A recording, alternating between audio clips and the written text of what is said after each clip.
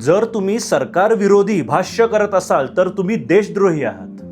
याला तर्कदोष असं म्हणतात, ज्याचं नाव आहे स्ट्रॉमन फॉलसी. एखादी गोष्ट सगळेजण करतायत म्हणजे ती गोष्ट करणं बरोबरच असणार. उदाहरणार्थात स्मोकिंग करणं, ड्रिंक करणं आजकाल सगळेजणच करतात म्हणजे त्यामध्ये चूक काहीच नाही. किंवा एखादा राजकीय पक्ष बहुमतामध्ये निवडून आलेला आहे म्हणजे नक्कीच तो पक्ष चांगला असणार. या तर्कदोषाला म्हणतात बँडवॅगन फॉलसी.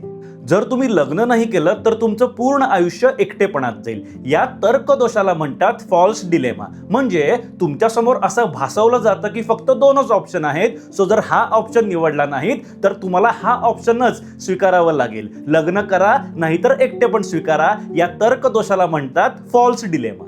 एखाद्या व्यक्तीच्या बुद्धीचा अंदाज त्या व्यक्तीच्या वयानुसार जर आपण लावत असू तर या बिहेवियर मधील तर्कदोषाला म्हणतात ॲड होमिनेम फॉलसीज. म्हणजे एखाद्या लहान मुलाने आपल्याला काहीतरी सांगायला यावं आणि याला काय कळतंय, हा लहान आहे असं म्हणून आपण ते उडवून लावावं. या बिहेवियर मधल्या तर्कदोषाला म्हणतात ॲड होमिनेम फॉलसी.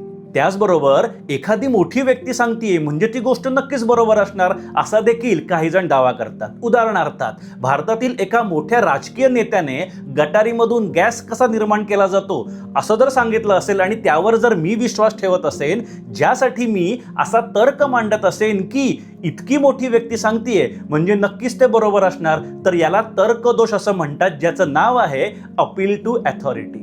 असे अनेक तर्कदोष, अशा अनेक फॉलसीज अध्यात्मामध्ये देखील असतात. जर ते सर्व तर्कदोष, त्या सर्व फॉलसीज तुम्हाला सविस्तर समजून घ्यायच्या असतील तर लिंक केलेला व्हिडिओ संपूर्ण पहा.